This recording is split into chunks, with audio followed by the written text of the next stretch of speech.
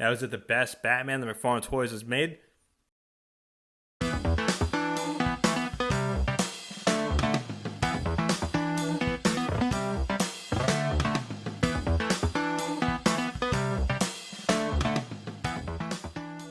Hey, what's happening, YouTubers? We're back with a brand new action figure review, and today we're taking a look at what quite possibly could be the best McFarlane Toys DC Multiverse Batman so far. I'm, of course, talking about... Hush now. Hush, please. That's right, I'm talking about the blue and gray variant Hush Batman. Now, this figure is essentially just a reissue or reuse of the same body buck that was used with the Hush Batman with Hush last year. God, play a drinking game. How many times I say Hush in this video? Anyways, like we always do with the review, let's get started with the box art first. So it's your standard McFarlane Toys DC Multiverse box. On the side, the DC Multiverse logo. Batman based on his Hush appearance. The McFarlane Toys logo on the bottom. On the back is a nice glossy image of Batman and Jim Lee's Hush series.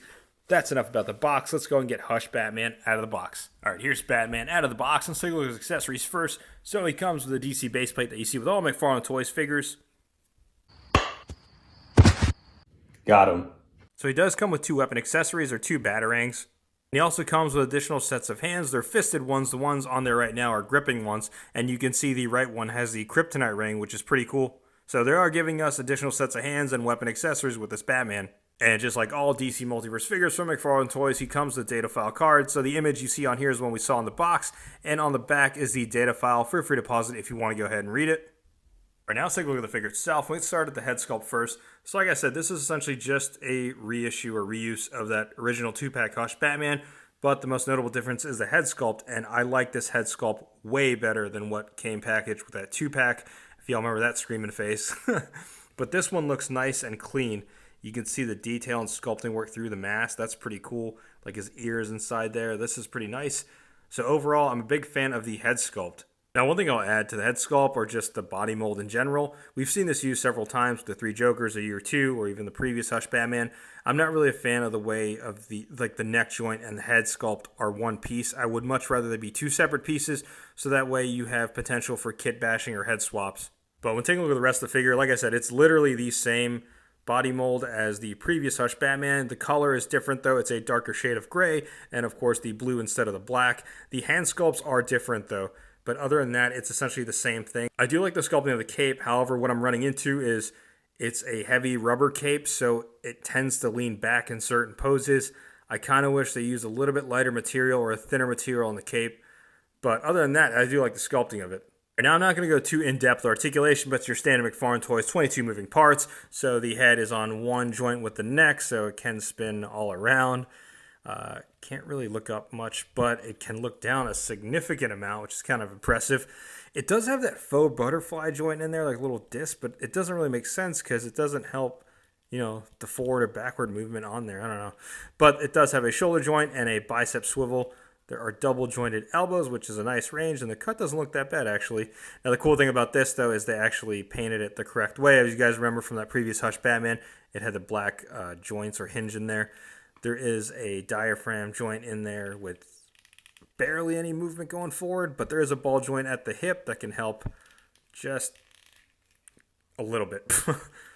That does have the diaper piece, so it allows the leg to kick up quite a decent amount.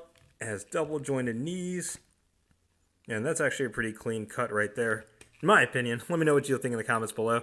Then there is a ball joint at the ankle, which can allow it to move back and forth, and some ankle pivot. And then also has the toe articulation. And also has the wrist hinge, the ball joint at the wrist, so you can move it all around and back and forth. Now it's going to jump right into size comparisons. And first size comparison, here's that Hush Batman sitting next to a couple other blue and gray Batmans from McFarlane Toys DC Multiverse line. We have the Detective Comics blue variant Batman on the left, and on the right we have the Batman Year 2 Gold Label exclusive. And the Gold Label exclusive Year 2 Batman is using the same body buck as this Hush. The only difference is the upper torso part. And next size comparison here is the next more DC Multiverse figures from McFarlane Toys. We have the Batman 3 Jokers Batman on the left, which is also utilizing the same body mold as Hush Batman, and the Action Comics 1000 Superman. And next size comparison, here's Batman sitting next to a couple of Gold Label Boy Wonders. We have the Nightwing from the Gold Label 5-pack on Amazon, and the Gold Label Amazon Tim Drake Robin.